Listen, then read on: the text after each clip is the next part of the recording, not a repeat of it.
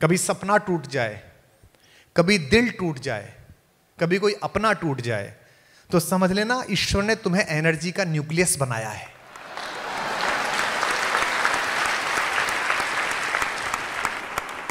अगर कभी मन में ये आए कि यहां ये बात अटक गई, ये बात नहीं हुई, कोई भी लक्ष्य तुम्हारे जीवन से बड़ा नहीं है।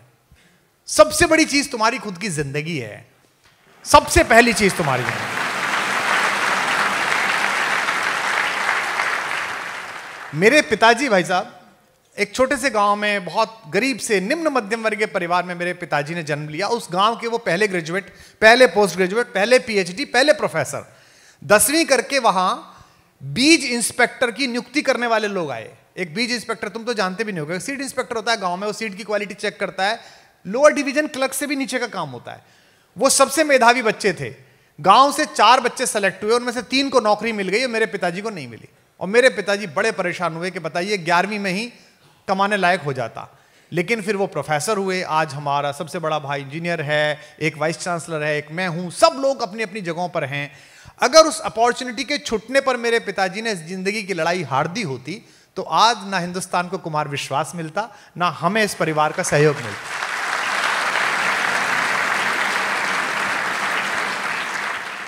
आज संयोग से कलाम साहब का दिन भी है, हम उन्हें भी याद कर रहे हैं और मेरा सौभाग्य है कि मुझे उनके दर्शन के और सत्संग का अवसर मिला।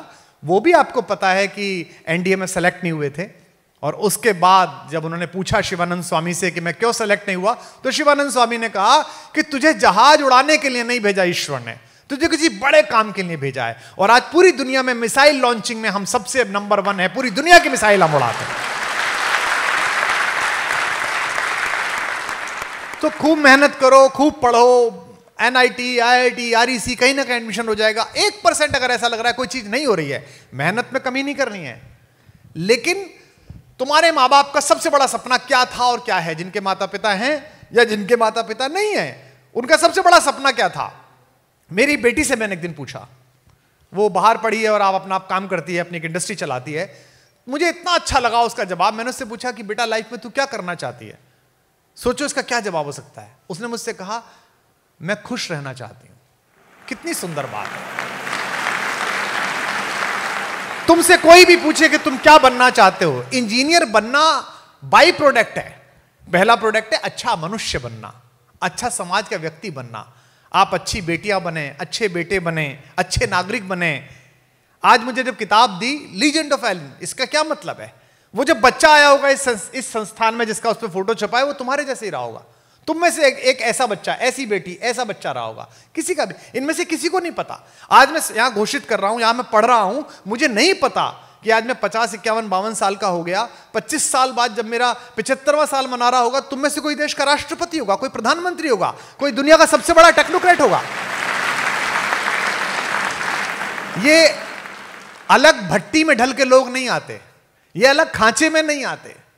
इस देश को औद्योगिक घरानों के बेटे बेटियां नहीं चलाते, इस देश को तुम और हम चलाते हैं, जो मास्टरों के, क्लर्कों के, किसानों के बच्चे हैं। मेरा नहीं हुआ था आईआईटी में, 117 रुपए का फॉर्म भरा था मैंने। कैलकुलस कमजोर थी और ऑर्गेनिक कमजोर थी, नहीं हुआ, कोई दिक्कत नहीं। मैंने 117 का फॉर्म भरा था। आज की डेट में मैं आईआईटी से 117 करोड़ वसूल कर चुका हूं, पूरे देश के आईआईटी से।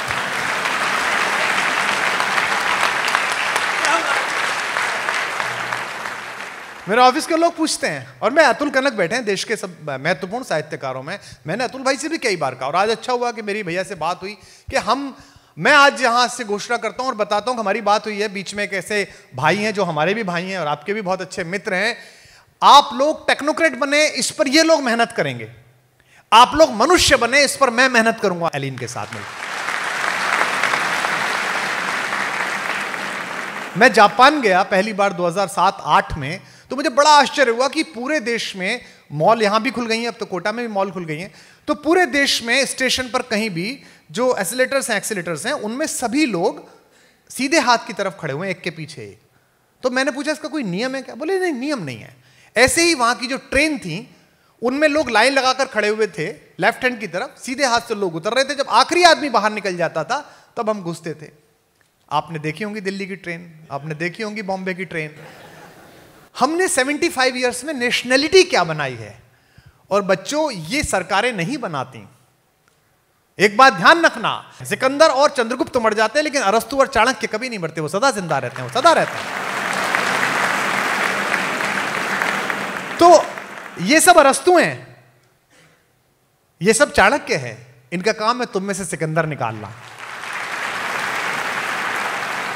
इसलिए एलिन के जितने बच्चे यहां हैं, मैं जानता हूं कि आप सोशल मीडिया पर कम रहते हैं, और रहना भी कम चाहिए, इसका भी उपवास करना चाहिए, है ना। इंस्टा का, ट्विटर का, फेसबुक का उपवास करना चाहिए।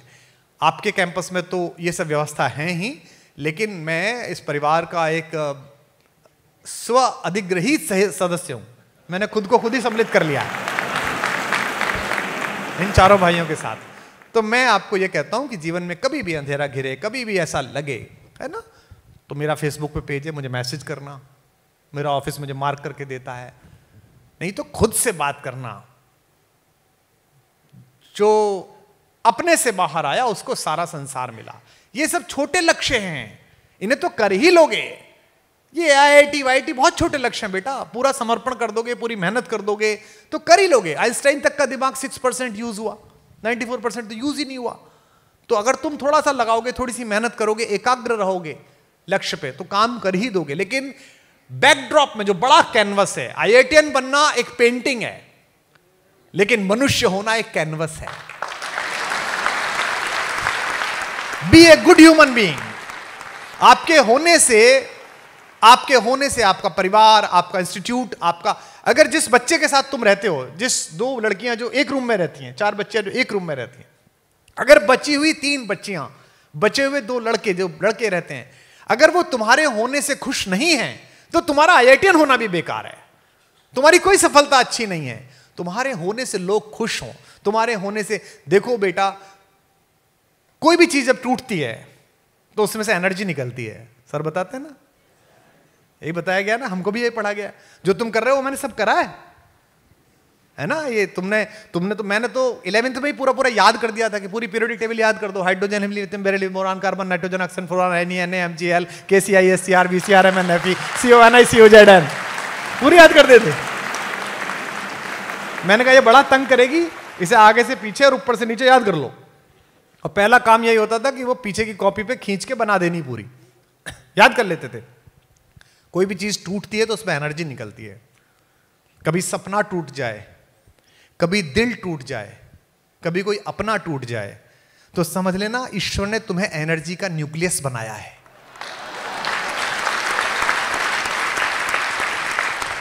अब ये तुम पर है कि एनर्जी टूटे तो कोई बम बना लेता है और कोई बिजली बना लेता है। जो निगेटिव लोग हैं वो बम बना लेते हैं। मेरी खुद की लाइन से मैं खत्म करता हूं कि हिम्मत का सागर लांघो तो लहर लहर जयकारा होगा। एक घर से निकाला हुआ लड़का जिसके पास केवल एक वलकल था, एक कपड़ा था, पत्नी थी और भाई था, पैरों में चप्पल नहीं थे, उसने 7 बार दुनिया जीते हुए रावण को घर जाके पटक के मारा, अनस्किल्ड फोर्स को लेके। रावण की फोर्स तो स्किल्ड फोर्स थी, देवासुर संग्राम में देवताओं के चक्के छोड़ा दिए थे, लेकिन घर में घुस के मारा। ये जो कॉन्फिडेंस है कि अगर मैं सच्चा हूं, अगर मैंने मेहनत की है तो रिजल्ट निकलेगा। मैं सुनाता हूं आपको ये लाइन कि हिम्मत का सागर लांघो तो लहर लहर जयकारा होगा, और दिल टूटे या एटम टूटे दुनिया में उजियारा होगा। तो अगर कभी भी दिल टूटे, अगर कभी भी मन परेशान हो, तो मान लेना कि भगवान ने तुम्हारा न्यूक्लियस चुन लिया। You are the luckiest one. अब काम होने वाला है, अब तुम करने वाले हो, और आत्मविश्वास इतना रखना, कोई फर्क नहीं पड़ता कौन सी रैंकिंग आई, 100वीं आई, 1000वीं आई, कोई फर्क नहीं पड़ता। जब जटायु के घाव पूछ रहे थे राम, तो राम ने पूछा कि चाचा आप मेरे पिताजी के दोस्त रहे हो, मैं आपको स्वस्थ करा दूं, मतलब हॉस्पिटल ले चलूं। जटायु ने कहा कि नहीं बेटा, अब मेरे मरने का समय आ गया। जटायु फाइटर प्लेन चलाते थे। ये जो गिद्ध विद्ध का मामला है ना, ऐसा नहीं था, वो फाइटर प्लेन चलाते थे। उस जमाने में टेक्नोलॉजी थी कि दूसरे के प्लेन में क्या हो रहा है ये आप अपने स्क्रीन पे देख सकते थे। तो उन्होंने देखा कि उस प्लेन में जो ऊपर जा रहा है सबसे बड़ा एयरफोर्स 1, उसमें एक सीता का अपहरण हो रहा है। ये एयरफोर्स 1 शांति की सीता का अपहरण आज नहीं कर रहा, पहले से करता है ये। अब थोड़ा दूर रहता है, न्यूयॉर्क रहता है, पहले लंका में रहता था। तो उसने देख लिया कि इसमें एक महिला का अपहरण हो रहा है, उसका वॉइस सैंपल उसने डेटा में डाला, तो वॉइस सैंपल डेटा में डाला तो सीता से मैच किया, तभी उसने कहा कि आपकी पत्नी का अपहरण हुआ है। ये साइंस है, सब पूरा साइंस है। तो उन्होंने कहा कि मैं आपका इलाज कर दूं, तो उन्होंने कहा नहीं बेटा, अब तो मेरा समय आ गया, अब मैं जाऊंगा। तो जटायु ने पूछा कि बेटा जब मैं ऊपर जाऊंगा तो तुम्हारे पिता मिलेंगे, दशरथ मिलेंगे, मेरे दोस्त, मैं उनसे क्या कहूं? अब एक लड़का जो घर से निर्वासित है, वनवास में है, उसकी पत्नी का अपहरण रावण करके ले गया और वो अभी युद्ध करने के लिए जा रहा है, सेना बनाएगा बेचारा, वो क्या बोले? रामचरितमानस में बाबा तुलसीदास कहते हैं इसे कॉन्फिडेंस कहते हैं, इसे राम बनना कहते हैं, ऐसे बनो।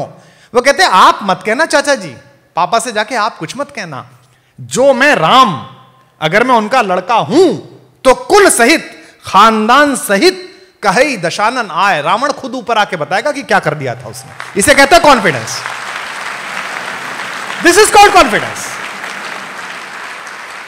आप मत बताना पापा को। तो कभी पापा फोन करें, मम्मी फोन करें या परिवार का कोई फोन करे, सर पूछें, तो यही कहना कि सर चिंता मत करो, जिस दिन रिजल्ट निकलेगा उस दिन बता दूंगा क्या मेहनत कर रहा हूं, कैसा पढ़ रहा हूं, क्या काम कर रहा हूं, उस दिन पता चल जाएगा। और अगर बाय द वे कोई परीक्षा की कमंद ना छूटे तो जिंदगी की आखिरी परीक्षा थोड़ी है। जब भी कोई पूछे तो मेरा बता देना, मेरा नहीं हुआ, क्या फर्क पड़ा, जो कर रहे हैं मैंने एक रास्ता चुना, आप अपना रास्ता चुनेंगे और आप बेहतर करेंगे।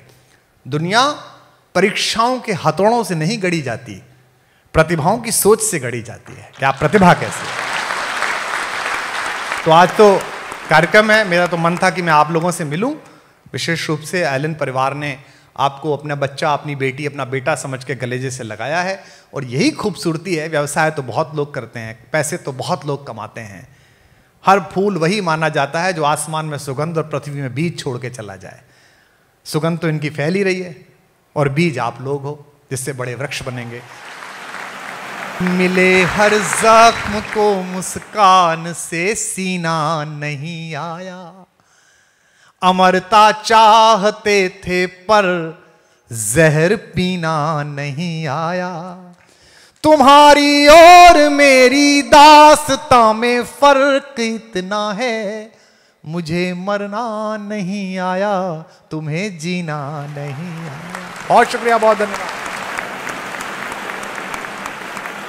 मुझे मरना नहीं आया, तुम्हें जीना नहीं आया।